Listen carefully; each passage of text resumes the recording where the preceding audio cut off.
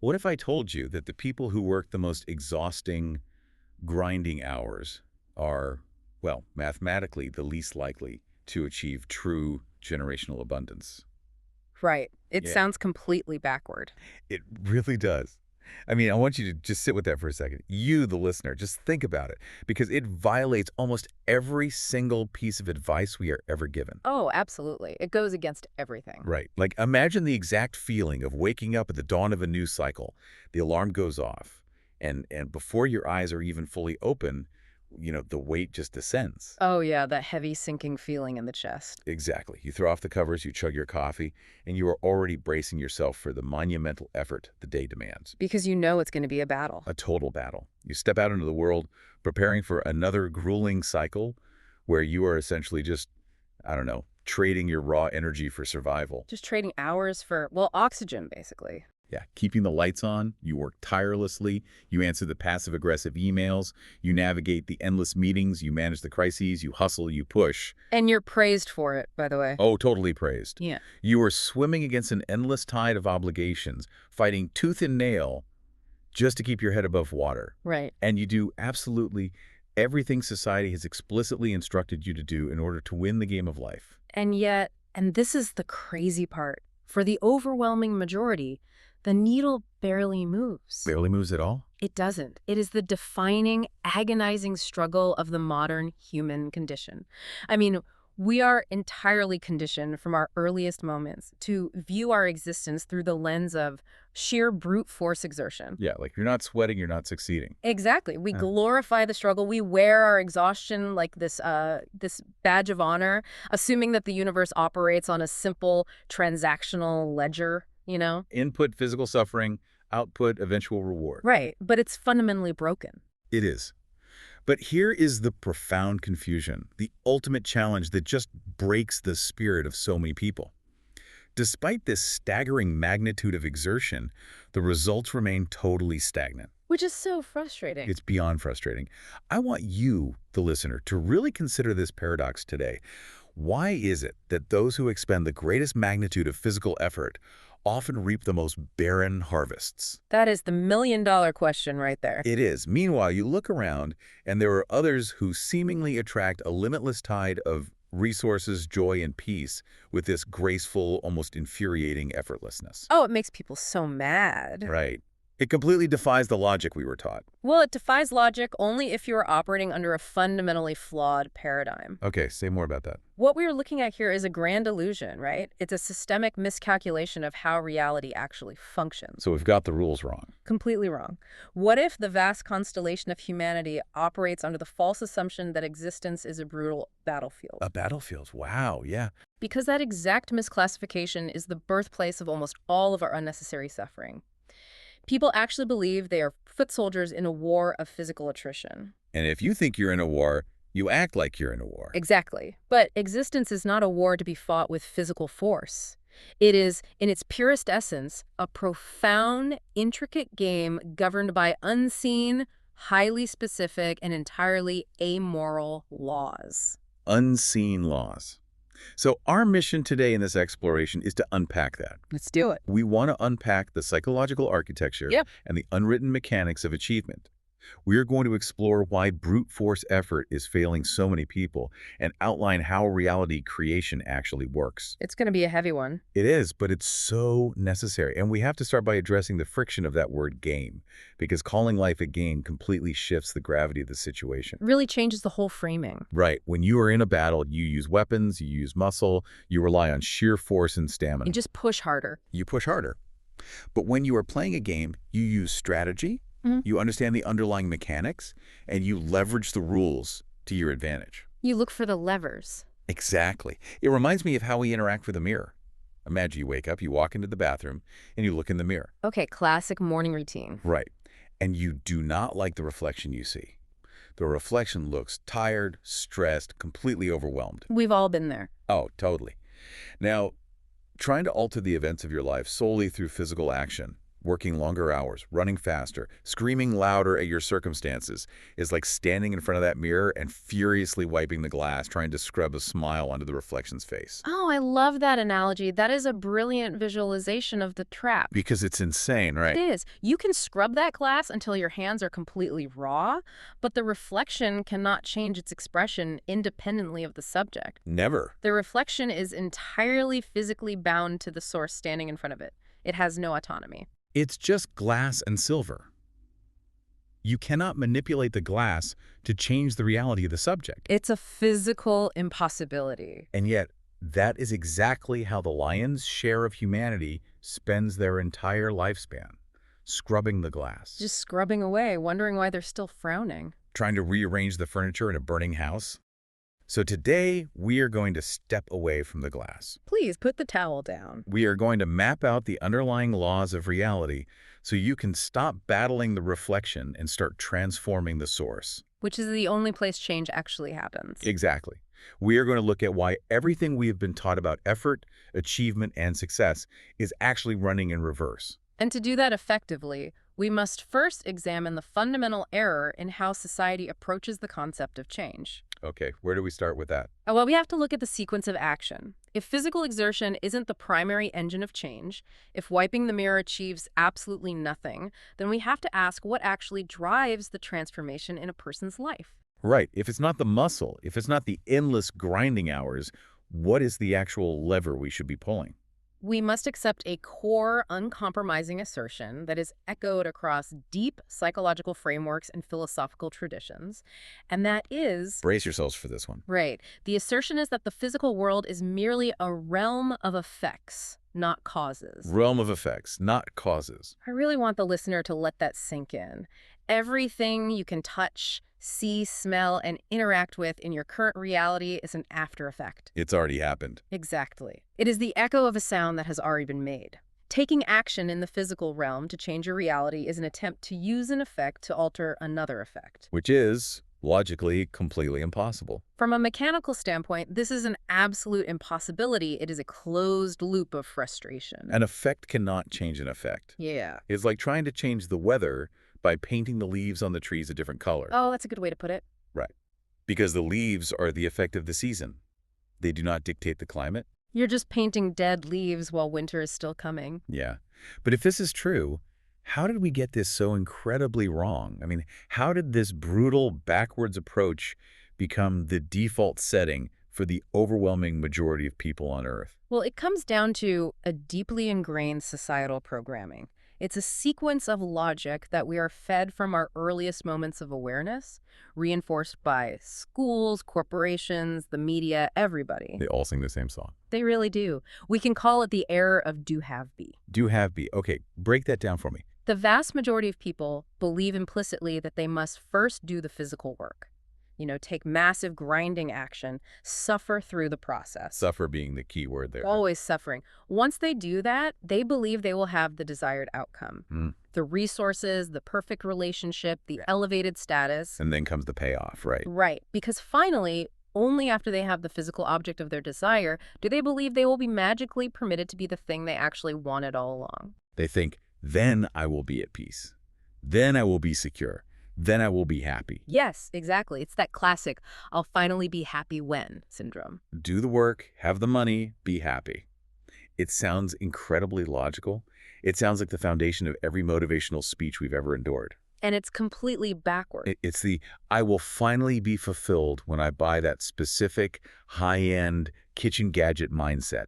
You grind for it, you buy it, you make crispy potatoes exactly one time, and then you realize you are still exactly as miserable as you were before, just with slightly better snacks. exactly, you haven't changed. The gadget didn't change you. The kitchen gadget is a perfect, mundane example of a massive existential crisis. It really is, though.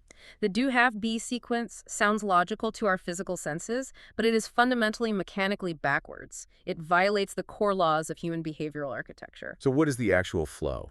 The actual flow of creation moves entirely from the internal mental landscape to the external physical reality.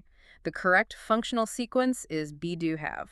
be to have. So you flip the ends. Exactly. One must first embody the mental frequency and the intense emotional conviction of the desired state before taking a single step of physical action. Okay, I'm going to stop you right there because this is the exact moment where this concept meets massive, understandable resistance. Oh, I know. I can hear the objections already. Right. Right. I have to push back on this on behalf of the listener.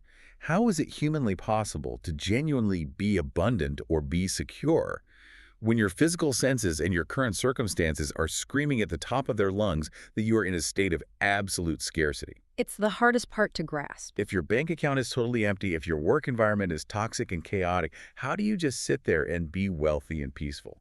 Isn't that the definition of clinical delusion? Well, it feels like delusion only because we have worshipped our physical senses for so long. We trust what we can see. Too much. We treat our current physical reality as the ultimate objective arbiter of truth, when in reality, it is simply the delayed, solidified manifestation of our past mental states. So it's old news. Exactly. The mind dictates the absolute boundary of your physical potential. Think about it in terms of a thermostat. Okay, a thermostat. If a room is set to a freezing temperature, you can bring in a dozen space heaters. Those space heaters represent sudden, massive physical action or a sudden windfall of cash. Okay, so you bring in the heat. Right, and the room will heat up temporarily, you'll feel warm, but the thermostat hasn't been changed. Oh, The system will eventually kick in, fight the external heat, and cool the room back down to its programmed baseline. oh man, the thermostat.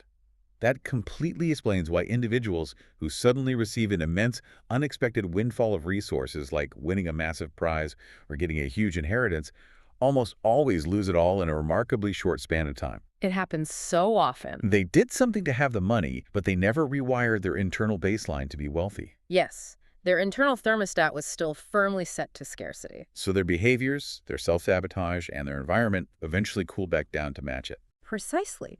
They altered the effect without ever addressing the cause. To be abundant before the physical evidence arrives requires a profound, almost aggressive discipline of consciousness. Aggressive discipline. I like that phrasing. It has to be aggressive. You must look at the current physical scarcity and recognize it for what it actually is. Dead energy. Dead energy. It is the footprint of who you used to be. You do not deny that the footprint exists upon the sand. You aren't ignoring your bills or pretending your problems aren't there, but you absolutely refuse to let that old footprint dictate the direction you are currently walking. Wow. You cultivate the internal emotional state of the reality you desire, completely independent of the external evidence. So the physical world is essentially just a lagging indicator of our internal state. The stock market of your life is just reporting on decisions made quarters ago. That's exactly what it is. But wait, if the physical world is just a lagging indicator of our mindset, that immediately creates a massive problem for the listener. Who wrote the code for that mindset in the first place? That is the pivotal question. Because clearly, nobody consciously wakes up and chooses to be miserable or broke or overwhelmed. We aren't actively deciding to set our thermostats to freezing. We aren't choosing it consciously, no. But this brings us to the architecture of truth and how the subconscious mind functions. Okay, let's get into the subconscious. The fundamental jarring realization here is that there is absolutely no objective truth in your personal reality.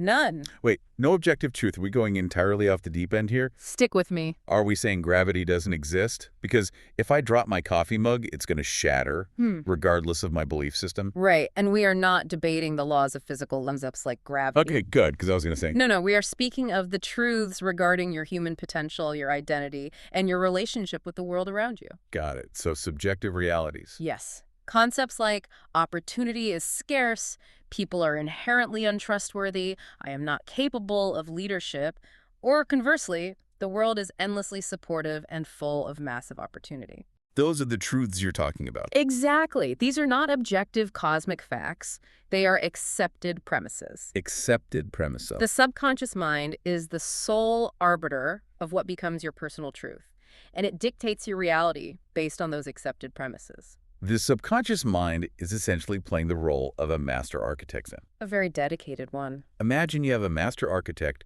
who is an absolute, unparalleled genius. This architect can build any structure with perfect precision. They never make a mistake. Right. But there's a catch. This architect is entirely blind. He only builds based on the blueprint handed to him by the project manager. And who is the project manager? That's your conscious mind, right? Your repeated thoughts and your dominant emotional states. That's it, exactly. So if the blueprint handed to the architect demands a collapsing, flawed, structurally unsound building, the architect doesn't argue. He doesn't say, hey, this is going to fall down. He has no capacity to judge. He simply builds the collapse perfectly. Yep. He executes the flaw with absolute mastery. That is a phenomenal encapsulation of the mechanism, the subconscious mind, and by extension, the reality it filters and creates for you does not judge the design. It's completely neutral. Completely. It does not possess a moral or protective filter that says, oh, this belief about being unworthy of success will make them incredibly unhappy. I should probably reject it. It just takes the order. It only executes. The moment the subconscious accepts a premise, your reality immediately begins to structure itself to validate that exact belief. Just to prove you right. Yes.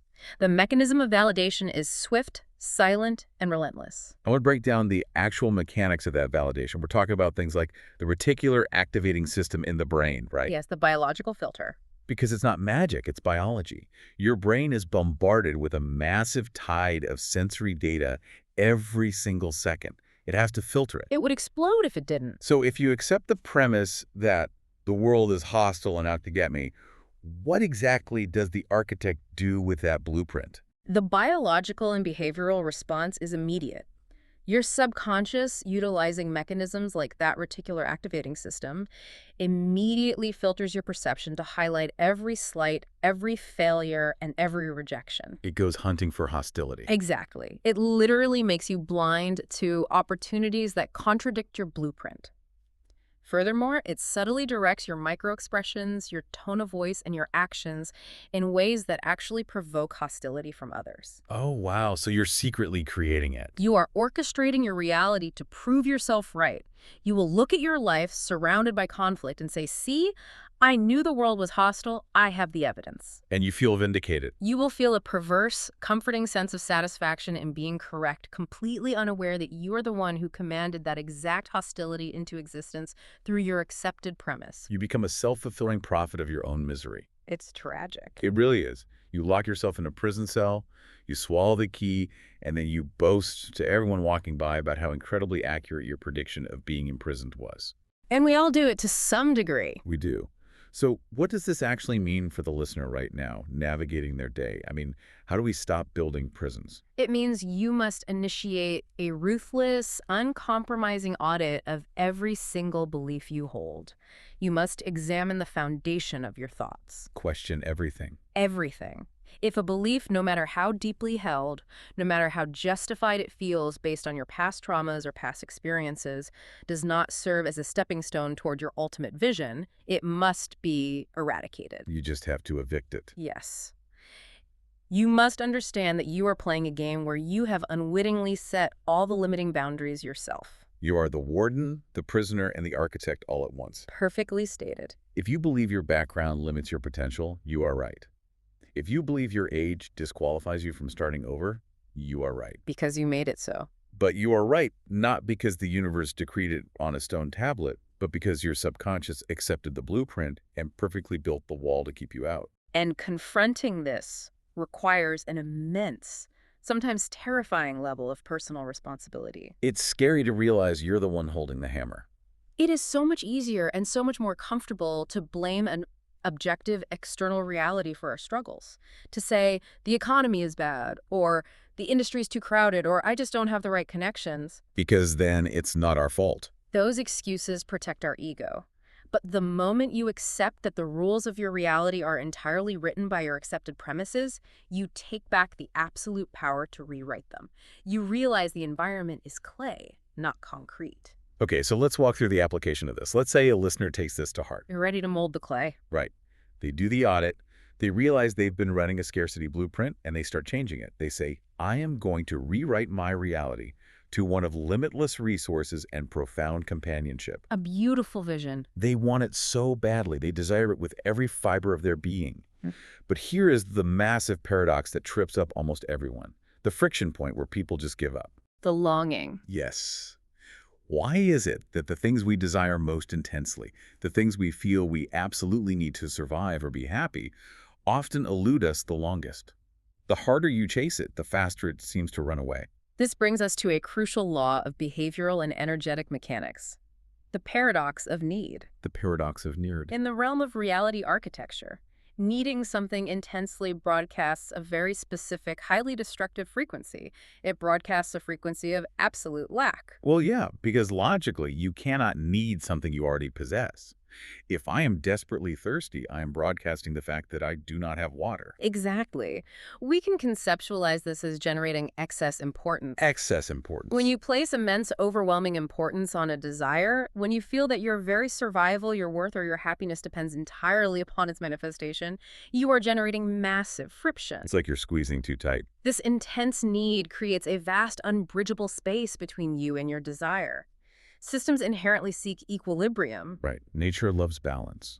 Excess importance disrupts that equilibrium, and the natural mechanical response to restore balance is to keep the object of that extreme importance far away from you. It's like trying to force a connection at a social gathering. We've all seen this. There's been this person. Oh, the painful networking event scenario. Yes. You walk into a room, and you are desperate to be liked. You need to be the most interesting person there. You force the jokes, you laugh too loud, you hover. And everyone can feel it. They can feel it. The sheer force and desperation of your behavior creates an undeniable social friction. It physically pushes people away. It's a repelling force. The harder you try to pull them in, the faster they look for an excuse to go get another drink. That social friction is a perfect microcosm of the universal law. The unbridgeable space is entirely created by the desperation. So how do we fix that? To collapse the distance between you and the reality you want, we must understand the illusion of the object itself. The desires we obsess over, whether they be immense financial resources, elevated social status, or a specific romantic relationship, they are merely middlemen. Middlemen. Explain the concept of the middleman here, because I think we usually view the goal as the ultimate destination, not a middleman. You must realize that you do not actually want the physical object. You do not want the physical pieces of paper with numbers printed on them. You mean cash. Right. You do not want a luxury vehicle just for the arrangement of metal and leather. You do not want the physical presence of a person just for the sake of biological proximity. When you put it like that, it sounds sterile. Because it is. What you truly want is the specific internal frequency or emotion that you firmly believe the object will magically provide once you obtain it. Okay. You want the feeling of absolute security. You want the feeling of tribal belonging and status. You want the feeling of profound peace. So the object is just a trigger for the feeling. Yes. The physical object is just the toll booth you have convinced yourself you have to drive through to reach the emotion on the other side. Wow. We outsource our emotional regulation to external objects. We hand over the keys to our internal state. Completely voluntarily, too. We say, I am not allowed to feel secure until the bank account hits this specific arbitrary metric. Or, I'm not allowed to feel loved or worthy until this specific person validates my existence. We put the middleman completely in charge of our internal thermostat. And that middleman is exactly what creates the distance and the desperation. It creates all the friction. To collapse the space, to remove the friction, you must ruthlessly cut out the middleman. You must bypass the physical object entirely and access the emotion of fulfillment before the arrival of the desire. Which circles us right back to be do have. You have to be the emotion first. Precisely. By intentionally stepping into the frequency of security or joy or abundance right now, in this present moment, utilizing your own internal focus, the intensity of your need vanishes. Because you already have what you were actually chasing. You are already experiencing the end result internally. And without the repelling force of desperation, without that frantic social energy pushing people away at the party, the desired reality naturally and inevitably merges with your current existence. The space collapses. You become magnetic because you are no longer trying to extract anything from the environment. But I have to ask a critical question here, because there is a massive pitfall. There seems to be a very fine, almost invisible line between not needing it anymore and simply giving up and becoming completely apathetic. That is the trap a lot of people fall into. Right. If you completely stop needing a goal, if you manage to already feel entirely peaceful and fulfilled sitting in your empty apartment, don't you lose the drive to actually do anything? It seems like you would. Don't you just sit on the couch and watch time pass? How do we reconcile the collapse of need with the absolute necessity of taking action in the physical world? That is the single most common misunderstanding of this principle. Relinquishing the desperation does not extinguish the action. It purifies the action. Purifies the action. Walk me through the difference between desperate action and purified action. Think about the quality of action taken from a state of frantic starvation. It is chaotic, it is fearful, it is exhausting, and it is usually highly counterproductive. It's panicked. It is prone to catastrophic errors because the cognitive load of fear narrows your perspective. It is wiping the mirror until your hands bleed. Right, it's destructive. Now, contrast that with action taken from a state of inherent wholeness. When you already feel secure, when your internal thermostat is already set to abundance, your actions are no longer desperate attempts to extract validation or survival from the world. Because you don't need to be saved anymore. Exactly. They become joyful, creative expressions of who you already are. Your efforts become effortless. Flow. They are inspired, they are precise, and most importantly, they do not trigger the resistance of the environment because they are not creating ripples of excess importance. So you still build the business, you still paint the canvas, you still go out and network. Yeah. But you aren't doing it to save your life. No, you're doing it to express your life. You are doing it because it is the natural, inevitable overflow of your current state of abundance. You are playing the game for the absolute joy of the game, not because you feel like you have a weapon pointed at your head. And ironically, beautifully, that is exactly when you win the game. It's when it all comes to you. The people who attract the most incredible, profound relationships are almost always those who are entirely at peace and joyous being alone. Oh, isn't that the truth? They're not needy. The people who generate the most immense wealth are often those who view the process of building and creating as a fascinating puzzle, rather than a frantic scramble to escape poverty. They just enjoy the building. They have completely collapsed the importance. They have cut out the middleman. That is a massive operational shift. It moves you from playing defense to playing pure offense. It changes everything. Okay, let's track the journey so far, because we are building a completely new framework. We've realized the physical world is just a lagging effect. We've reversed the sequence to be do have. Right. We've audited our subconscious blueprints and fired the blind architect's old manager. And we've collapsed the space of need by cutting out the middleman and embodying the emotion right now. We've done a lot of heavy lifting. But life is a long game. The cycle continues every single day. Once this newly formed internal reality is established, what actually sustains it? That's the real test. Because the physical world doesn't just politely disappear while we rewire our minds. The bills still arrive in the mail. The challenges still mount. People still betray you. The noise continues. What protects this fragile new internal frequency against the inevitable grinding friction of daily existence? What sustains it is the sheer, uncompromising force of unwavering frequency. We are talking about the supremacy of cognitive conviction. Unwavering frequency. To truly understand this, we have to look at the evolution of human strength and how the rules of dominance have shifted. Evolution of strength. How does human evolution tie into maintaining a mental frequency? Well, if we look back to the distant past, to the primal eras of human existence, the ultimate victor, the one who survived, conquered, and shaped the environment, was the individual possessing supreme physical prowess. Muscle, speed, brute force. Exactly. The environment was physically hostile, filled with predators and harsh elements, and the only logical response was physical dominance. You had to be the strongest in the tribe. But as human consciousness has evolved, and as our environment has become infinitely more complex, the landscape of the game has shifted entirely. It's not about muscle anymore. In the current era, physical strength is largely irrelevant to commanding reality. The ultimate victor today is the one with the most unshakable internal frequency, the greatest cognitive resilience. The currency of power has changed. We moved from muscle to intellect and now to conviction and frequency. Exactly. The external world is an illusion in the sense that it is malleable, but it is an incredibly persistent, highly convincing illusion. Oh, it's very convincing. It feels very real. It will constantly, relentlessly present you with pressure tests. A destitute environment will loudly demand that you feel poor.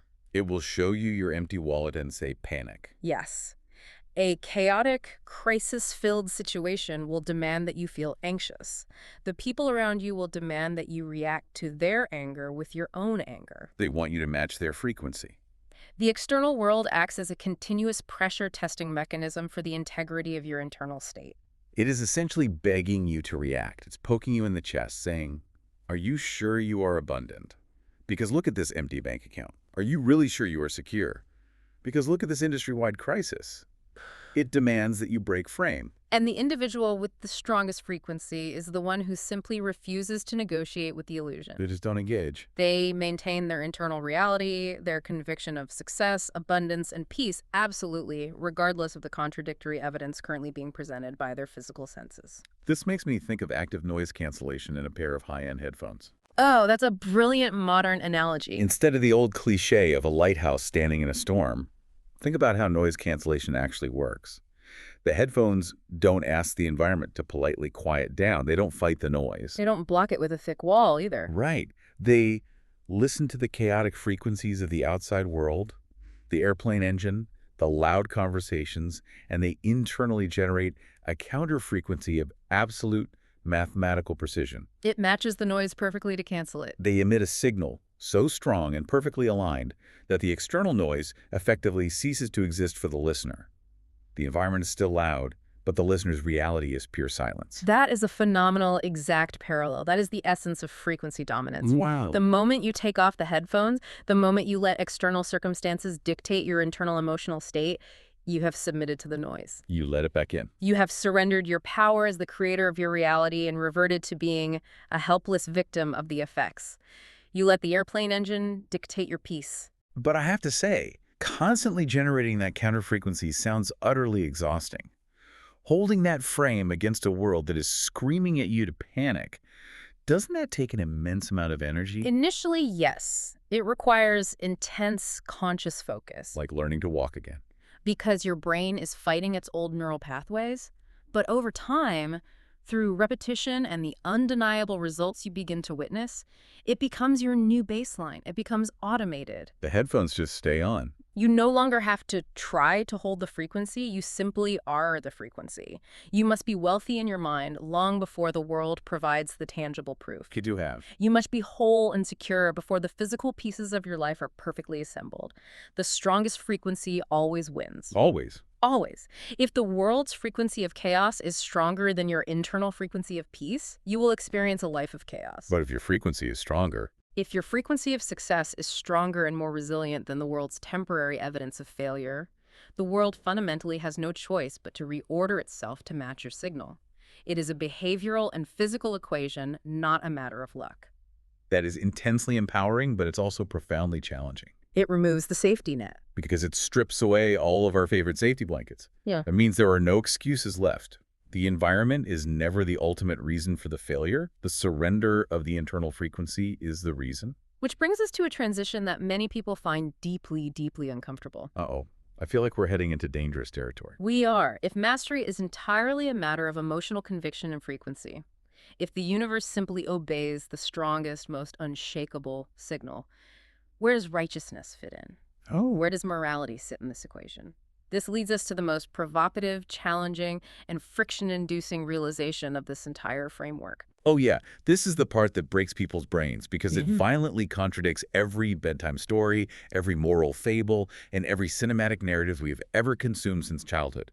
We are taught that the good guy wins because he is good. And we must confront the illusion of universal morality. That sounds dark. It's not dark, it's just objective. The fundamental forces of nature, the underlying mechanics of the cosmos and reality creation are entirely, profoundly indifferent to human character. Indifferent. They just do not care. The universe does not adhere to human concepts of fairness, justice, or being a nice person. Think about the law of gravity. Okay, back to physics. Gravity operates with identical, uncompromising force for the innocent, joyful child and the guilty, hardened criminal. If a saint and a thief both step off the edge of a cliff, gravity does not miraculously suspend itself to save the saint. It doesn't check their background file first. It is an amoral force. It simply executes its law without prejudice. The laws of reality architecture, the laws of frequency, belief, and manifestation operate with that exact same cold, beautiful indifference. This perfectly explains the grand, agonizing paradox that drives so many people to despair. The feeling of unfairness. Yes. We look around and we constantly ask, why do terrible, crushing misfortunes so often befall people with the purest, kindest hearts? And why does boundless success, wealth, and power often seem to favor those with highly questionable, even ruthless ethics. We see it everywhere. We all know someone who is entirely selfish and unapologetic, and they are absolutely thriving. And we all know someone who is endlessly generous, self-sacrificing, and kind, and they are struggling just to keep the lights on. It's a tale as old as time. From a purely moral standpoint, it feels like a massive glitch in the matrix. It feels incredibly unfair. It feels like a glitch because we are attempting to judge a frequency-based system using a morality-based rubric. Like measuring volume with a thermometer. It's like trying to measure the temperature of a room using a ruler. It doesn't work. Let us deeply analyze the internal frequency of the individuals you just described. Okay, let's break them down. Individuals who are deemed virtuous or nice, often, not always, but very often carry immense, crippling internal burdens. They carry the weight of the world. They carry deep self-doubt. They carry systemic guilt. They feel they must constantly earn their right to exist through endless sacrifice. They're always apologizing. They feel subconsciously unworthy of massive abundance because they are hyper-aware of the suffering of others. What kind of frequency does that complex internal landscape generate? A terribly weak, fragmented one. A frequency of lack, of unworthiness, of constant apology. It's a signal that broadcasts, I'm sorry for taking up space, I shouldn't have too much, please give it to someone else. Exactly. It is a disastrously weak self-canceling frequency. And the universe just says, okay, message received. Now contrast that with the internal landscape of the individual deemed wicked or ruthless. Often, these individuals possess absolute, unshakable, unapologetic belief in their right to claim their desires. They just take. They do not suffer from imposter syndrome. They do not lose sleep feeling guilty for wanting massive resources. They believe, down to their core, that they are entitled to the world. What kind of frequency does that generate? A formidable frequency. A piercing, coherent laser beam of absolute certainty. I want it. It is mine, and I have zero internal conflict or hesitation about taking it. And there it is. The underlying mechanics of reality do not respond to how nice you are. They don't care. They do not check a cosmic ledger of your good deeds or charitable donations. The system responds strictly and exclusively to the intensity, clarity, and purity of your self-concept. The pure signal wins. The ruthless individual has a pure, unconflicted frequency of taking.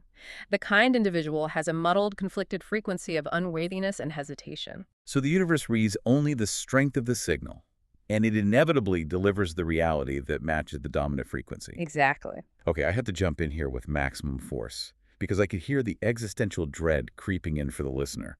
I'm sure they're wondering what this all means for being a good person. Are we essentially concluding that kindness, empathy, and morality are useless traits?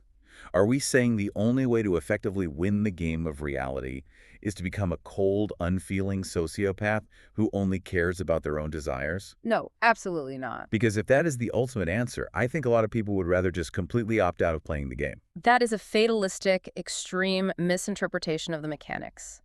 Empathy, compassion, and kindness are profoundly beautiful, essential elements of the human experience. Good, I'm glad we're clarifying that. They are the traits that make the reality you ultimately create actually worth living in. They connect us, they elevate the collective human experience, and they bring profound, irreplaceable depth to our existence. You're what make us human. But, and this is the absolute crucial distinction that must be made, they are not the currencies of manifestation.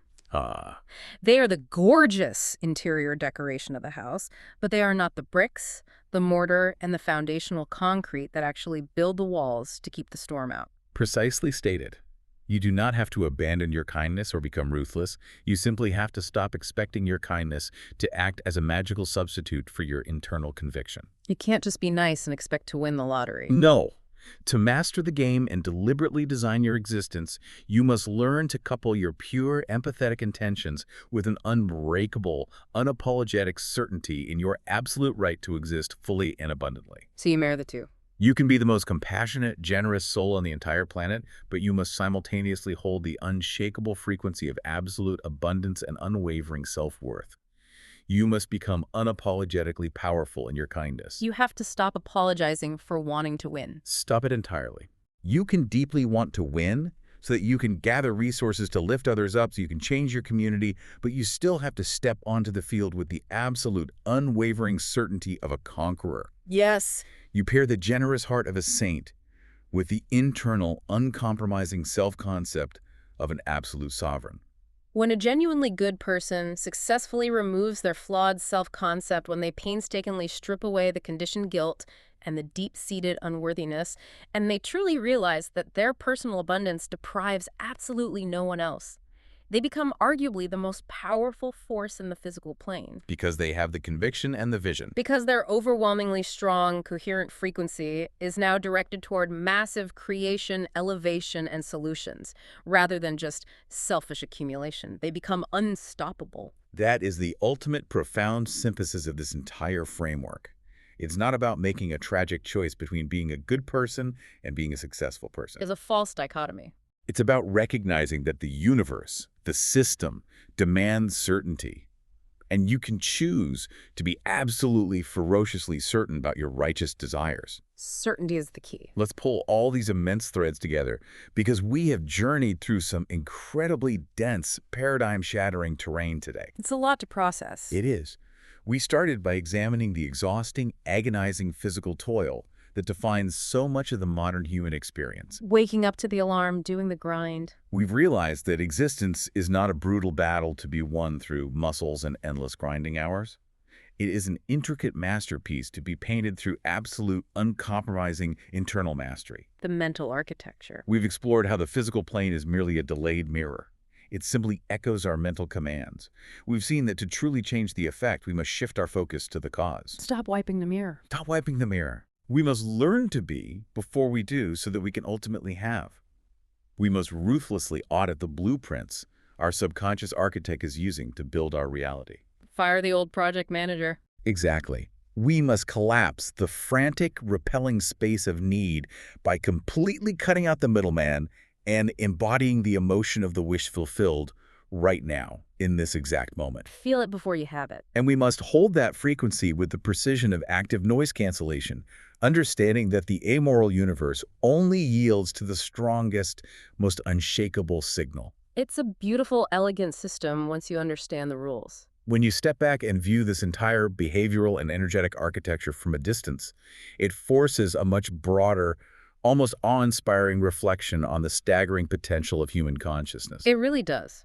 For a vast span of time, we have been conditioned to view ourselves as fragile, reactionary creatures, entirely at the mercy of chaotic, unpredictable external forces. Just floating leaves in the wind. But when an individual finally wakes up from the grand illusion, when they stop trying to exhaustively manipulate the external shadows on the wall and turn their focus entirely to the brilliant, absolute light source within their capacity to bend reality, is completely unhindered by external limitations. The limits just melt away. The only limits that truly exist are the accepted premises you refuse to let go of.